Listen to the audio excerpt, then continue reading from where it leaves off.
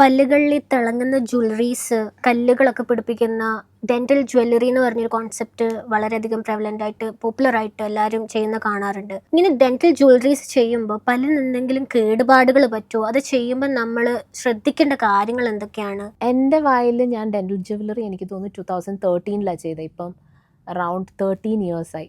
ഒരു പ്രശ്നം ഉണ്ടായിട്ടില്ല.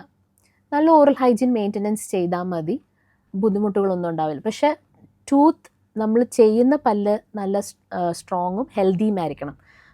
തേഞ്ഞിരിക്കുന്ന പല്ലിലൊക്കെ ചെയ്ത് കഴിഞ്ഞാൽ ചിലപ്പം നിൽക്കണം എന്നില്ല.